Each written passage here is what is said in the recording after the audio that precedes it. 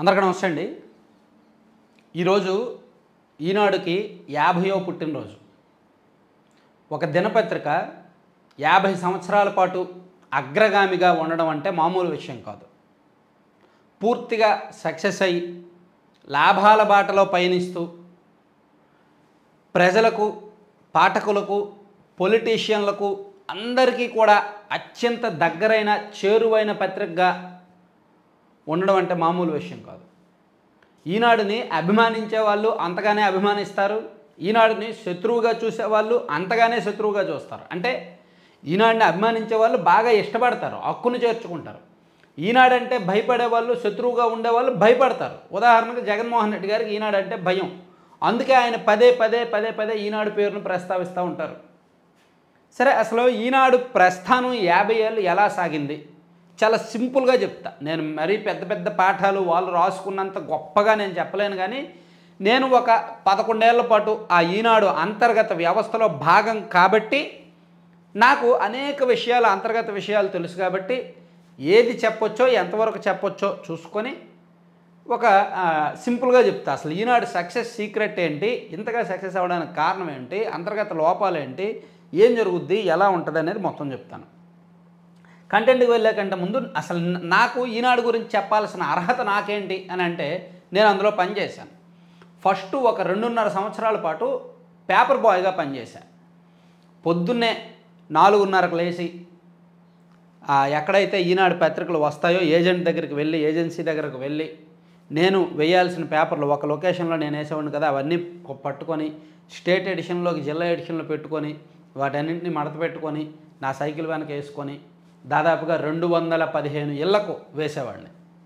So 4:30కి వెళ్తే నేను మళ్ళీ ఇంటికి వచ్చినప్పటికి 8 అయ్యేది, 7:30, 8 అయ్యేది అది మొత్తం పూర్తి అయ్యేసరికి. ఆ తర్వాత వచ్చి ఫ్రెష్ అయ్యి కాలేజీకి వెళ్ళేవాడిని. సో ఇలా చేయడం వల్ల నాకు వచ్చేది ఒక్కొక్క పేపర్ మీద కూడా నాకు సుమారుగా ఒక పావల వచ్చేది. అలా ఓవరాల్గా నెల వచ్చేసరికి నాకు 800 రూపాయలు మిగిలేదనమాట. అప్పట్లో కాలేజీలో చదువుకుంటున్నప్పుడు ఈనాడులో పేపర్ బాయ్గా నా ప్రస్థానం. ఆ తర్వాత ఈనాడులో నేను కంట్రిబ్యూటర్గా జాయిన్ అయ్యా. అంటే ఫ్రీలాన్స్ రిపోర్టర్. అంటే వార్తకి 5 సెంటీమీటర్లు వార్త ఇస్తే 10 రూపాయలు వస్తుంది, 10 సెంటీమీటర్లు వార్త ఇస్తే ఒక 20 రూపాయలు వస్తుంది, 30 సెంటీమీటర్లు ఉన్న స్టోరీ రాస్తే 50 రూపాయలు వస్తుంది. అలా జాయిన్ అయ్యాను. ఆ తర్వాత నెక్స్ట్ లెవెల్కి ఈనాడు జర్నలిజం స్కూల్కి వెళ్ళి ట్రైనింగ్ తీసుకొని పూర్తి స్థాయి పరిపూర్ణమైన జర్నలిస్ట్గా ట్రైనింగ్ తీసుకొని బయటకు వచ్చి జిల్లా స్థాయిలోను రకరకాల స్థాయిలో స్టాఫ్ రిపోర్టర్గా, బ్యూరో ఇన్ఛార్జిగా పనిచేశాను. అలా నాకు ఈనాడులో పనిచేసిన అనుభవం వచ్చింది. ఈ అనుభవంతో అసలు ఈనాడు ప్రత్యేకతలు ఏంటి, ఎందుకు వాళ్ళు నెంబర్ 1గా ఉన్నారనేది మనం తెలుసుకోవచ్చు. First time.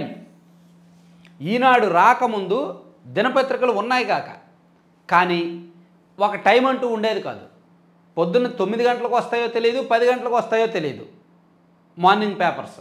కానీ ఈనాడు రామోజీరావు గారు 1974కు ముందు, ఆయన అప్పటి వరకు మార్గదర్శి ఒకటి నడిపేవాళ్ళు, అలాగే ప్రియా పచ్చళ్ళు నడిపేవాళ్ళు. అంతకుముందు మ్యాంగో జ్యూస్ని బండి మీద, సైకిల్ మీద తిప్పుకుంటూ కూడా అమ్మేవాళ్ళంట. రకరకాల వ్యాపారాలు చేశారు ఆయన కూడా. సో అప్పుడు విశాఖపట్నంలో పేపర్ లేదు, విశాఖపట్నం వాసులకు పేపర్ కావాలంటే హైదరాబాద్ నుంచి తెప్పించుకోవాల్సి వస్తోంది అని తెలుసుకొని అప్పుడు విశాఖపట్నం వేదికగా 1974 ఆగస్టు 10న విశాఖపట్నంలో మొదటి ఈనాడుని ప్రారంభించారు. సో అప్పుడు ఆయన ప్రారంభించినప్పుడే టైం విషయంలో ఒక స్ట్రాంగ్ నిర్ణయం తీసుకున్నారు. నిత్యం ఉషోదయంతో సత్యం నినదించుగాక అనేది ఈనాడు స్లోగన్. నిత్యం ఉషోదయంతో అంటే ఉదయాన్నే సూర్యోదయం అయినప్పటికే పేపర్ కళ్ళెదురుగా ఉండాలి, ఇంటి ముంగట ఉండాలి. అది ఫస్ట్ రూలు ఈనాడు.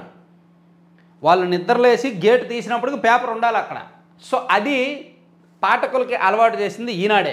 అంతకుముందు ఏ పత్రిక అంత టైం డెడికేషన్ లేదు. సో ఫస్ట్ ఈనాడు సక్సెస్ సీక్రెట్ టైం అండి. పొద్దున్న లేచిన వెంటనే పేపర్ ఉంటుంది. అలాగే క్వాలిటీ, ఇది కూడా మనం మర్చిపోకూడదు. మీరు చూడండి, ఎన్ని దినపత్రికలైనా చూడండి, పక్కన ఈనాడు పెట్టి చూడండి. అన్ని పేపర్లు తయారయ్యే ముడి సరుకు జామాయిలే కదా, యూకలిప్టస్ జామాయిల్ నుంచే కదా పేపర్ వస్తుంది. కానీ మరి ఈనాడు ఎందుకు అంత క్వాలిటీగా ఉంటుంది, ఇతర పత్రికలు ఎందుకు అంత క్వాలిటీగా ఉండవు? ఈనాడు ప్రింటింగ్ ఎందుకు అంత క్వాలిటీగా ఉంటుంది, ఇతర పత్రికలు ఎందుకు అంత క్వాలిటీగా ఉండవు? అది ఈనాడు సక్సెస్ సీక్రెట్. అది రామోజీరావు గారు పసిగట్టారు. సో క్వాలిటీ విషయంలో కాంప్రమైజ్ అవ్వల. ఒక ఈనాడు పత్రిక మనకు 6 రూపాయలకో 6.5కో వస్తుంది, కానీ ఆ పత్రిక ప్రింట్ అవ్వడానికి ఎంత ఖర్చు అవుద్ది తెలుసా? 24 రూపాయలు ఖర్చు అవుద్ది. 20 నుంచి 24 రూపాయల వరకు ఖర్చు అవుద్ది ఒక పత్రికకి. అది ఎవరికి తెలియదు. అదేంటన్నా మీకు డౌట్ రావచ్చు, అదేంటి 20 రూపాయలు ఖర్చు అయితే 6 రూపాయలకి ఎందుకు అమ్ముతున్నారు, వాళ్ళకి మరి నష్టం కదా అని మీరు అనుకోవచ్చు. నష్టం ఉండదు. పత్రికలకు సెంట్రల్ గవర్నమెంట్ నుంచి, స్టేట్ గవర్నమెంట్ నుంచి, గవర్నమెంట్స్ నుంచి కొన్ని సబ్సిడీస్ వస్తాయి. అలాగే వాళ్లకు స్థలాలు తక్కువ రేటుకి లీజుకి ఇస్తారు. అలాగే అడ్వర్టైజ్మెంట్ ఉంటుంది కదా, అడ్వర్టైజ్మెంట్ రెవెన్యూ ఉంటుంది కదా, అదొకటి. అలాగే గవర్నమెంట్ యాడ్స్ వస్తాయి, గవర్నమెంట్ భూసేకరణ ల్యాండ్ అక్విజిషన్కి సంబంధించి యాడ్స్ వస్తాయి కదా, అలా రకరకాల మార్గాల ద్వారా వచ్చే ఆదాయంతో ప్లస్ ప్రభుత్వాలు ఇచ్చే రాయితీలతో ఈ నష్టాన్ని వాళ్ళు భర్తీ చేసుకుంటారనమాట. సో మనకు 6 రూపాయలకు అమ్ముతున్నారు కదా, 6 రూపాయలకు ఖర్చు అవుద్దని లేదు. ఏ పత్రికైనా, సాక్షి పత్రిక కూడా ప్రింట్ చేయడానికి 18 రూపాయలు ఖర్చు అవుద్ది. ఈనాడికి 20 రూపాయల నుంచి 24 రూపాయల వరకు ఖర్చు అవుద్ది. వాళ్ళు వాడే పేపర్ క్వాలిటీ అటువంటిది. సో క్వాలిటీ విషయంలో కాంప్రమైజ్ అవ్వకపోవడం. అలాగే ప్రజెంటేషన్స్, ఈనాడులో వార్త ప్రజెంటేషన్, ఏ వార్తకి ఎంత ప్రజెంట్ చేయాలి, ఎంతవరకు ప్రయారిటీ ఇవ్వాలి, అది ముఖ్యం.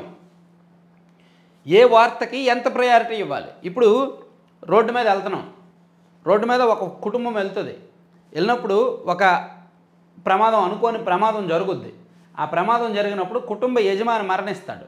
2 పిల్లలు పక్కన ఎక్కడో పడిపోయి అనాథల్లో ఉంటారు. ఆ తల్లి అంగవైకల్యంతో హాస్పిటలైజ్ అవుతారు. సో అటువంటి ఘటనని హృదయ విదారకంగా, హృదయానికి హత్తుకునేలా హ్యూమన్ యాంగిల్లో ప్రజెంట్ చేయడం ఈనాడు ప్రత్యేకత.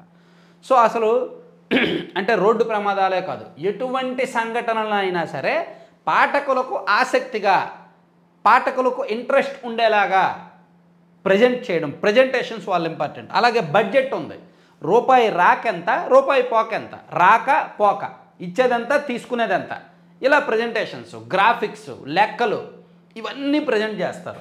సో అలా ప్రజెంటేషన్లో ఈనాడుకి తిరుగులేదు.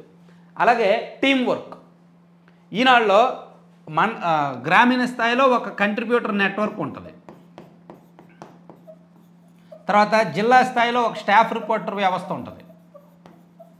అలాగే ఈ కంట్రిబ్యూటర్లు, స్టాఫ్ రిపోర్టర్లు ఇచ్చేది డెస్క్కి వార్తలు వెళ్తాయి, సాయంత్రానికి డెస్క్కి వార్తలు వెళ్తాయి. వెళ్ళిన తర్వాత వాళ్ళు దిద్దుతారు, దిద్ది ఆ హెడ్డింగ్లో అక్షరాలన్నీ దిద్దుతారు. దిద్దిన తర్వాత డెస్క్ ఇన్ఛార్జి వాటిని ఫైనల్ చేస్తారు. ఫైనల్ చేసి ఈలోగా పేజ్ మేకప్లు, యాడ్లు, అవి ఇవి అన్నీ వచ్చి దీన్ని అంతటిని మేనేజ్ చేయడానికి ఒక జిల్లా మేనేజర్ ఉంటారు. సో ఇలా మొత్తం మీద ఒక టీం వర్క్ ఉంటుంది. ఈనాడుకి ఒక బెస్ట్ క్వాలిటీ, బెస్ట్ ప్రజెంటేషన్తో ఇన్ టైంలో ఒక పేపర్ బయటకు డెలివరీ ఇవ్వడానికి ముందు రోజు మొత్తం శ్రమిస్తారనమాట. రకరకాల యంత్రాంగం, అడ్వర్టైజ్మెంట్, రిపోర్టర్లు, డెస్క్, మేనేజరు, అక్కడ ప్రింటింగ్ యూనిట్, అలాగే మార్కెటింగ్ ఏజెంట్లు, పేపర్ డెలివరీ వాళ్ళు, డెలివరీ వెహికల్స్, ఇలా అందరూ కూడా శ్రమిస్తారు ఒక పేపర్ ఇంటికి డెలివరీ చేయడానికి. చాలా కసరత్తు జరుగుద్ది. సో ఒక 18 గంటల పాటు వాళ్ళందరూ శ్రమిస్తేనే ఒక పత్రిక ఇన్ టైంలో బయటకు వెళ్తుంది. సో ఆ టీం వర్క్ డిజైన్ చేసి, ఎవరి పనిని వాళ్ళకి అసైన్ చేసి, ఎవరి టార్గెట్స్ వాళ్ళకి ఇచ్చి అలా చేయడంలో రామోజీరావు గారు సక్సెస్ అయ్యారు. అది టీం వర్క్ ఈనాడులో. అలాగే పబ్లిక్ కనెక్షన్స్, ప్రజా సంబంధాలను నడిపించడంలో ఈనాడు దిట్ట. సో ఏదైనా సమస్య వచ్చింది, హుద్హుద్ తుఫాన్ వచ్చింది, వాళ్ళకి డబ్బులు కావాలి, సో ఈనాడు ద్వారా ఫండ్ రైజ్ చేసి సాయం ఇచ్చారు. అలాగే అనేక విపత్తులు జరిగినప్పుడు, దివిసీమ విపత్తు నుంచి అనేక విపత్తులు జరిగినప్పుడు ఈనాడు ద్వారా డబ్బులు ఇచ్చారు. అలాగే కేరళలో ఫ్లడ్స్ వస్తే ఇక్కడ రామోజీరావు గారు ఫండింగ్ ఇచ్చి ఈనాడు నుంచి సాయం చేసి అక్కడ ఇల్లు కట్టించారు. అలా రాష్ట్ర వ్యాప్తంగా, దేశవ్యాప్తంగా అనేక సహాయ కార్యక్రమాలు కూడా చేశారు. ప్రజల నుంచి విరాళాలు స్వీకరించి, పాఠకుల నుంచి విరాళాలు స్వీకరించి, అదొకటి. అలాగే స్ట్రాంగ్ ఇంటర్నల్ నెట్వర్క్, ఆ జిల్లా స్థాయిలో అధికారులతోనూ, ప్రజాప్రతినిధులతోనూ, ఎమ్మెల్యేలతోనూ, అన్ని పార్టీలతోనూ ఇంటర్నల్ నెట్వర్క్ నడిపించడంలో, అంటే ఈనాడు జిల్లా మేనేజర్లు, ఈనాడు స్టాఫ్ రిపోర్టర్లు వెళ్ళి ఒక నెలకు ఒకసారి వెళ్ళి కలుస్తూ, మాట్లాడుతూ వాళ్ళతో ఇంటర్నల్ రిలేషన్స్ మెయింటైన్ చేస్తారు. సార్ వార్తలన్నీ ఓకే కదా, ఏమైనా అటు ఇటుగా ఉంటే చెప్పండి, మాట్లాడదాం అనుకునేటట్టు జాగ్రత్తగా కొంచెం సావధానంగా ఇంటర్నల్ రిలేషన్స్ మెయింటైన్ చేస్తారు. అవన్నీ మనం చెప్పకూడదు, బయటికి చెప్పకూడదు. ఇవన్నీ కూడా ఈనాడు సక్సెస్ సీక్రెట్లు. ఇంకా బోల్డ్ ఉన్నాయి, ఇంకా చాలా ఉన్నాయి. సో వార్త విషయంలో కాంప్రమైజ్ అవ్వరు. అసలు మీకు విషయం తెలుసా, ఒక జర్నలిస్ట్గా నేను ఈజేఎస్లో ట్రైనింగ్ తీసుకున్న తర్వాత పరిపూర్ణమైన వ్యక్తిగా బయటకు రావడానికి కారణం అసలు ఈనాడు జర్నలిజం ట్రైనింగే అద్భుతంగా ఉంటుంది. వాళ్ళ ట్రైనింగ్లో వాళ్ళు అమలు చేసే విధి విధానాలే అద్భుతంగా ఉంటాయి. చిన్నపిల్లాడిని సాకినట్టు సాగుతారు. చిన్నపిల్లాడికి మనం బుద్ధులు ఎలాగైతే నేర్పిస్తామో అలా నేర్పిస్తారు అక్కడ సిలబస్. తెలుగులో అక్షర దోషాలు కూడా ఎక్కడ పొట్టలో చొక్క ఉండాలి, ఎక్కడ పొట్టలో చొక్క ఉండకూడదు అనేది దగ్గర నుంచి నేర్పిస్తారు. వార్త ఎలా రాయాలి, అసలు ఏది వార్త ఏది కాదు, ఇలా అనేక రకాలు ఉంటాయి. నేను అవన్నీ ఇప్పుడు చెప్పలేను. కానీ అంటే మనకి అన్నీ తెలుసు, మనం ఇంజనీరింగ్ చదివాం, లేదా మనం పీజీ చదివాం, మనం ఎంబీఏ చదివాం, మనం ఎంఏ పొలిటికల్ సైన్స్ చేసాం, మనకు అన్నీ తెలుసు అనుకొని ఫ్రెష్గా ఈనాడు జర్నలిజం స్కూల్కి వెళ్ళామనుకోండి, అక్కడికి వెళ్ళిన తర్వాత అర్థమవుతుంది మనకేం తెలియదు, మనకు తెలిసింది ఏమీ లేదు అని అర్థమవుతుంది. అక్కడ నుంచి బయటకు వచ్చిన తర్వాత అమ్మయ్య నేను మొత్తం అంతా నాకు తెలుసు, నేను ప్రపంచాన్ని జయించగలను అనే నమ్మకంతో వస్తాం. అది ఈనాడు జర్నలిజం స్కూల్ ప్రత్యేకత. సో ఆ జర్నలిజం స్కూల్ రామోజీరావు గారు స్థాపించి ఈనాడుకు అనుబంధంగా ఉందండి జర్నలిస్టులను దానిలో ట్రైనింగ్ ఇస్తారు. అట్లా అనేక ప్రత్యేకతలు ఉన్నాయి. సో అందుకే ఈనాడు ఇచ్చే వార్తల విషయంలో కాంప్రమైజ్ అవ్వరు. నేను ఇన్నాళ్ళు చెప్పాను, మళ్ళీ ఇప్పుడు కూడా చెప్తున్నాను. ఒక ఇంట్రెస్టింగ్ పాయింట్ చెప్తా. ఈనాడు యాక్చువల్లీ తెలుగుదేశం పార్టీకి అనుకూలమే, టీడీపీకి అనుకూలమే, అది ఎవరూ కాదనరు. కానీ టీడీపీ అధికారంలో ఉన్నప్పుడు ఈనాడులో వ్యతిరేక వార్తలు రాలేదా? వచ్చాయి. సో ఒక 4.5 సంవత్సరాల పాటు ఈనాడు టీడీపీకి వ్యతిరేకం, అధికారంలోకి వచ్చిన తర్వాత ఒక 6 నెలల పాటు పూర్తిగా అనుకూలం. అంటే వాళ్ళకేంటి, టీడీపీ అనే పార్టీ అధికారంలో ఉండాలి, కానీ వీళ్ళు ప్రభుత్వానికి వ్యతిరేక వార్తలు రాసేయాలి. ఎందుకంటే టీడీపీ అధికారంలో ఉన్నప్పుడు ఈనాడులో వార్త వస్తే అలర్ట్ అవుతారు. దాన్ని శత్రువు రాశాడు అనేటట్టు చూడరు. చూడండి, సాక్షిలో వ్యతిరేక వార్త వస్తుంది, ఈనాడులో వ్యతిరేక వార్త వస్తుంది, ఆంధ్రజ్యోతిలో వ్యతిరేక వార్త వస్తుంది అనుకోండి. ఈనాడులో వచ్చే వ్యతిరేక వార్తని ప్రభుత్వం సీరియస్గా తీసుకుంటుంది, చంద్రబాబు గారు సీరియస్గా తీసుకుంటారు, తీసుకొని రెక్టిఫై చేస్తారు. మిగిలిన రెండు అంతగా పట్టించుకోరు. సో అలా ఈనాడిని ఒక రకంగా వాడుకుంటారు. ఫర్ ఎగ్జాంపుల్ మీకు ఒక ఇంటర్నల్ సీక్రెట్ చెప్తా. ఒక మంత్రి గారి పనితీరు బాగోలేదు, ఆ మంత్రి గారిని ప్రభుత్వం నుంచి బయటకు పంపించేయాలి అనుకుంటున్నారు, అతన్ని బర్తరఫ్ చేయాలనుకుంటున్నారు, లేదా అతన్ని డిస్మిస్ చేయాలి అనుకుంటున్నారు, లేదా అతని చేతనే రాజీనామా చేయించాలి అని చంద్రబాబు గారు అనుకుంటున్నారు అనుకుందాం. ఏం చేస్తారు తెలుసా? ఈనాడు వాళ్ళని ఇంటర్నల్గా ఒక వార్త రాయిస్తారు. అంటే టీడీపీకి ఉన్న అలవాటు అది. ఇంటర్నల్గా ఈనాడులో ఒక వార్త రాయిస్తారు, పలానా మంత్రి మీద వ్యతిరేకంగా రాయిస్తారు. ఈనాడులో వార్త వచ్చాక ఆ మంత్రిని పిలిపించి ఏంటిది నువ్వు చేస్తున్నావు అంటే, ఇదిగో ఈనాడులో వార్త వచ్చింది, నీ గురించే వచ్చింది అది, సో గవర్నమెంట్కి బాగా బ్యాడ్ నేమ్ వచ్చేస్తుంది, బయటికి తప్పుకో అంటారు. సో అప్పట్లో ఇలా జరిగింది. 2004 వరకు ఇలాగే జరిగాయి ఎక్కువ. ఆ తర్వాత 2014 నుంచి 19 వరకు పెద్దగా లేవులే, కానీ 1995 నుంచి 2004 వరకు ఇలాగే జరిగేవి. సరే, ఇవన్నీ చెప్పుకున్నాను కదా. మరి ఆ వైస్రాయ్ ఘటనలో ఈనాడు పాత్ర ఏంటి, చంద్రబాబు నాయుడు గారిని సీఎం చేయడంలో ఈనాడు పాత్ర ఏంటి అనే ఒక వివాదం.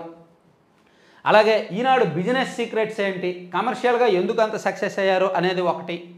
అలాగే ఈనాడులో కులపిచ్చ ఏమైనా, కులస్వామ్యం ఏమైనా ఉంటే ఎంతవరకు అనేది, ఇవి కూడా చెప్తా. ఇప్పుడు వరకు పాజిటివ్గా చెప్పుకున్నాగా, ఇప్పుడు నెగిటివ్గా చెప్తా. వైస్రాయ్ ఘటనలో ఈనాడు పాత్ర 1995 ఆగస్టు. యాక్చువల్లీ చాలా సింపుల్గా చెప్తా, ఇది చాలామంది యాక్సెప్ట్ చేయలేరు. ఇక్కడతో ఈనాడు పిచ్చోళ్ళు, టీడీపీ పిచ్చోళ్ళు వెళ్ళిపోవచ్చు. ఈ వీడియోని ఇక్కడతో ఆపేసి వెళ్ళిపోవచ్చు. ఎందుకంటే ఇక్కడ నుంచి కాంట్రవర్సీస్ చెప్తా, నెగిటివ్స్ చెప్తా, కాబట్టి దాన్ని తట్టుకునే గుండె మీకు ఉండకపోవచ్చు. జరిగినాయో చెప్తా, ఇంత చెప్పినా నాకు చెప్పలేనా. సో వైస్రాయ్ ఘటనలో ఉదాహరణకు డే నెంబర్ 1 వైస్రాయ్లో ఈనాడు పాత్ర. డే 1 అక్కడ ఒక క్యాంప్ పెట్టారు, చంద్రబాబు గారు సెపరేట్గా క్యాంప్ పెట్టారు ఎన్టీఆర్ గారిని పదవి నుంచి దించేయడానికి. ఆ క్యాంప్కి ఒక 19 మంది ఎమ్మెల్యేలు వెళ్ళారు. కేవలం 19 మంది ఎమ్మెల్యేలు మాత్రమే వెళ్ళారు. సో యాక్చువల్లీ 19 మందే వెళ్ళారు అనేది బయటకు తెలిస్తే ప్రజలందరూ నిశ్చింతగానే ఉంటారు, పర్లేదు ఎన్టీఆర్ గారికి సేఫే.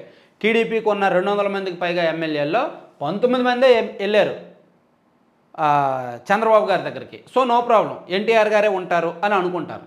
సో ఈ 19 మందిని ఈనాడులో ఏం రాశారు, 50 మందికి పైగా అని రాశారు.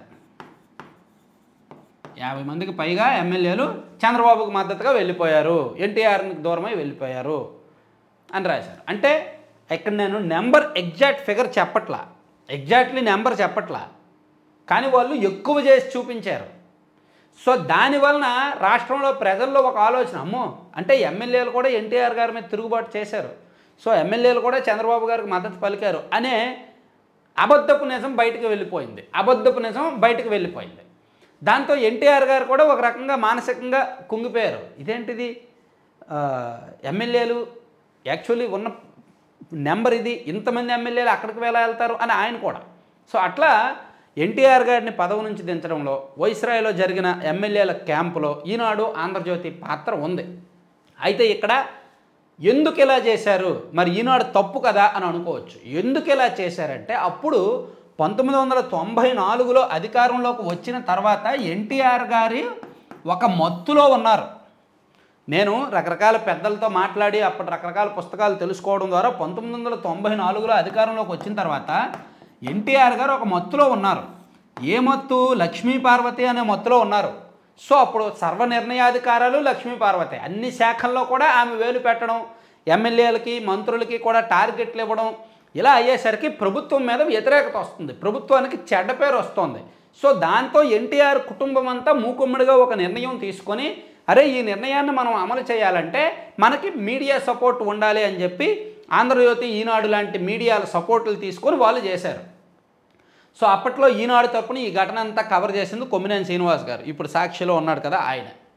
అప్పట్లో ఈనాడు తరపున ఈ వైస్రాయ్ ఘటనలన్నీ కవర్ చేసింది. ఆంధ్రజ్యోతి తరపున కవర్ చేసింది రాధాకృష్ణ గారు, ఏబిఎన్ రాధాకృష్ణ గారు అండ్ ఇంకొంతమంది జర్నలిస్టులు. సో వాళ్ళకి తెలుసు అప్పుడు ఏం జరిగింది అనేది. సో నేను అటువంటి పెద్దలతో, ప్రొఫెసర్ నాగేశ్వర గారు అటువంటి పెద్దలతో ఇంటరాక్ట్ అయ్యే సమయంలో మనకు కూడా కొన్ని తెలుస్తాయి. సో అంటే అక్కడ జరిగిన దాన్ని ఎక్కువ చేసి చూపించారనమాట. ఎందుకంటే అది తప్పలేదు, అక్కడ ఎన్టీఆర్ గారిని ఖచ్చితంగా దించాలి, దించకపోతే రాజ్యాంగేతర శక్తి రాజ్యం ఏలుతున్నారు. ఎన్టీఆర్ గారికి తెలియకుండా చాలా తతంగాలు జరుగుతున్నాయి, ఆయన చెప్పినా వినట్లా, ఎందుకంటే ఆయన మత్తులో ఉన్నాడు. చూడండి ఇప్పుడు ఒక పార్టీ మత్తులో కొంతమంది ఉన్నారు కదా, ఇప్పుడు ఏంటి, ఒక పార్టీ మత్తులో, ఒక పార్టీ ఫేక్ పాలిటిక్స్లో కొంతమంది ఉన్నారు. సో ఎవరు వాళ్ళకి నిజం చెప్పినా వినరు. అలాగే అప్పుడు కూడా 1994లో కూడా ఎన్టీఆర్ గారి ప్రభుత్వం వచ్చిన తర్వాత ఎన్టీఆర్ గారు ఒక మత్తులో, ఒక వ్యక్తి మత్తులో ఉన్నారు. ఆ వ్యక్తి రాష్ట్రాన్ని అతలాకుతలం చేసేలాగా ఎమ్మెల్యేలను పిలిపించి, ఎమ్మెల్యేల దగ్గర ప్రైవేట్ సైన్యం పెట్టించి, మంత్రుల దగ్గర ప్రైవేట్ సైన్యం పెట్టించి, టార్గెట్లు ఇచ్చి ఇష్టానుసారం చేసేసరికి ఎన్టీఆర్ గారు కుటుంబ సభ్యులు ఎవ్వరికీ నచ్చలేదు. కాబట్టి అందరూ కలిపి ఒక మూకుమ్మడి నిర్ణయం తీసుకొని చంద్రబాబు గారు ఈ మీడియాతో డీల్ చేశారు. అది వైస్రాయ్ ఘటన. అందులో వైస్రాయ్ ఘటనలో ఈనాడు పాత్ర ప్రముఖం. తక్కువ మంది ఎమ్మెల్యేలు ఉన్నా ఎక్కువ మంది ఉన్నట్టు చూపించారు. ఎందుకంటే తప్పలేదు, తప్పనిసరి పరిస్థితుల్లో ఎన్టీఆర్ గారి చేత పార్టీ పెట్టించిందే ఒక రకంగా రామోజీరావు గారు అంటారు, మొదటి నుంచి సలహాదారుగా ఉంటూ. ఎన్టీఆర్ గారు అధికారంలోకి రావడంలోనే రామోజీరావు గారు ఈనాడు పాత్ర ఉంది. అటువంటిది మరి ఎన్టీఆర్ గారిని ఎందుకు దించుతారు, తప్పనిసరి పరిస్థితుల్లో దించుతారు. సో అది వైస్రాయ్ ఘటనలో ఈనాడు పాత్ర. ఆ తర్వాత ఇంకా కొన్ని ఉన్నాయి. 1994 ఆ టైంలోనే, యాక్చువల్లీ 1990స్లోనే ఈనాడుకు పోటీగా ఉదయం అనే పత్రిక వచ్చింది. ఉదయం, అంతకుముందు వార్త అనే పత్రిక కూడా ఉంది. సో ఈ వార్త అండ్ ఉదయం, వార్త ఆల్మోస్ట్ నెంబర్ 2 పొజిషన్కి వచ్చి ఈనాడుని బీట్ చేసే స్థాయికి వచ్చింది, కానీ అనూహ్యంగా పడిపోయింది. ఉదయం కూడా అంతే, ఈనాడుని ఆల్మోస్ట్ బీట్ చేసే స్థాయికి వచ్చింది 1990స్లో. ఇది కూడా అనూహ్యంగా పతనమైంది. ఈ రెండు పతనాల వెనక కూడా ఒక కారణం ఉంది, ఒక బలమైన కారణం ఉంది.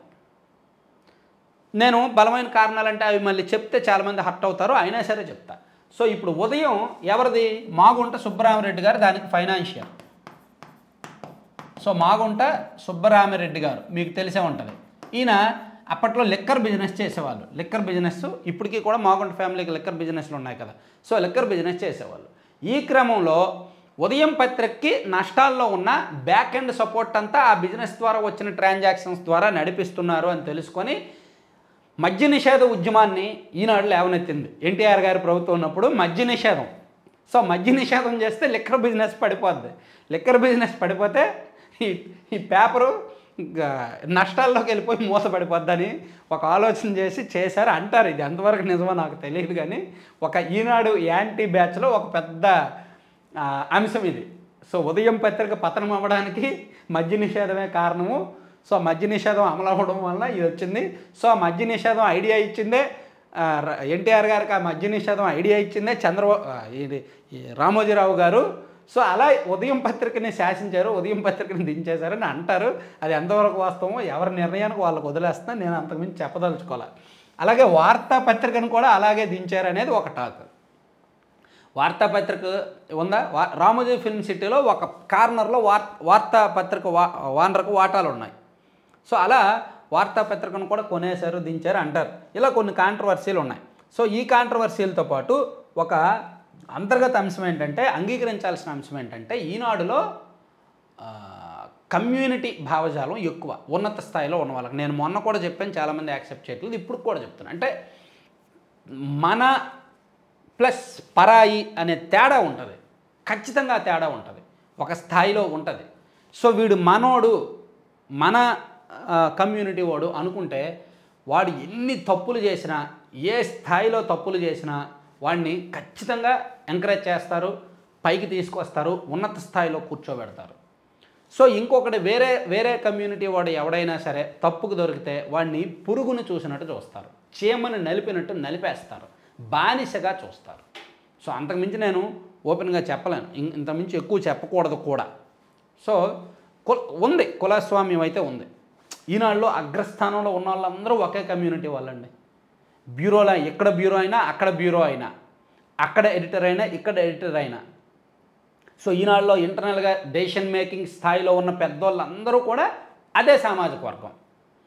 సో వేరే సామాజిక వర్గం వాళ్ళని ఆ స్థాయికి వెళ్ళనివ్వరు. వాళ్ళలో ప్రతిభ ఉంటే ప్రతిభని లాక్కుంటారు, ప్రతిభను వాడుకుంటారు, కానీ మనిషిని ఎదగనివ్వరు, హోదాపరంగా ఎదగనివ్వరు, ప్రతిభను మాత్రం లాక్కుంటారు. కానీ వాళ్ళ అనుకూల కమ్యూనిటీ అయితే ప్రతిభ లేకపోయినా సరే, తప్పులు జరుగుతున్నా సరే లాగేస్తారు, ఎక్కడ కూర్చోబెట్టాలో అక్కడ కూర్చోబెడతారు.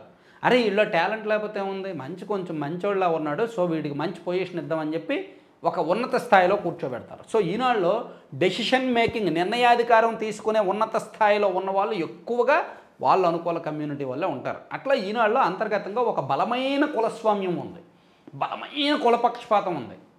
సో మన పర అనేది ఉంటుంది. సో పరాయి కులస్తుల్ని ఎంకరేజ్ చేయడానికి కాదు, చేస్తారు, ఒక దశలో ఉంచేసి వాళ్ళ దగ్గర నుంచి పిండాల్సినంత పిండుకుంటారు. వాళ్ళకి రూపాయి ఇచ్చి రూపాయి పావలా ఇన్పుట్ లాగుతారు, రూపాయి పావలా సబ్జెక్ట్ లాగుతారు. ఎక్కడైనా తప్పుకు దొరికితే చీమని నలిపినట్టు నలిపేస్తారు. అదే మా సొంత కులం అనుకోండి, వాడికి రూపాయి జీతం ఇవ్వాల్సిన చోట 2 రూపాయలు జీతం ఇస్తారు, ₹1 పని మాత్రమే చేపిస్తారు. ఎందుకు, మనోడేగా తిన్నాయి అనేటట్టు ఉంటుంది అనమాట. సో వాడు కష్టాన్ని కూడా, వాడికి ఇచ్చే డబ్బులను కూడా యువతలోడి చేత పని చేపిస్తారు, ప్లస్ వీడిని నలిపేస్తారు, వాడిని ఎంకరేజ్ చేస్తారు. ఇద్దరూ సేమ్ ఒకేసారి ఈనాడులో జాయిన్ అయితే ఒకడేమో ఎక్కడెక్కడికో వెళ్ళిపోయి శాలరీ ఎక్కడో ఉంటుంది, ఇంకొకడు మాత్రం అక్కడే ఉంటాడు, శాలరీ అక్కడే ఉంటుంది, కానీ వాడికి అవి ఇవి ఉంటాయి. సో ఇట్లా కొన్ని ఇంటర్నల్గా చాలా ఉంటాయి. నేను ఇవన్నీ చెప్పడం వల్ల కొంతమంది మనోభావాలు హర్ట్ అవుతాయి. చాలా ఉంటాయి ఇంటర్నల్గా, ఇంటర్నల్ వ్యవస్థాపరమైన లోపాలు చాలా ఉంటాయి. కానీ ఎన్ని ఉన్నా ప్రజలకు ఆకట్టుకునేలా వార్త ఇవ్వడం, ప్రజలకు ఉపయోగపడేలా వార్త ఇవ్వడం, ఏది అవసరమో అది ఎంత అవసరమో అంతవరకే ఇవ్వడం, పంచభక్ష పరమాన్నాలను ఒకే చోట పెట్టి వార్త రూపంలో ఇవ్వడం ఈనాడుకు వెన్నతో పెట్టిన విద్య. అందుకే ఈనాడు అప్పటికి ఇప్పటికి ఎప్పటికీ నెంబర్ 1 పొజిషన్లో ఉందన్నమాట. సో అది రామోజీరావు గారి గొప్పతనం. Thank you.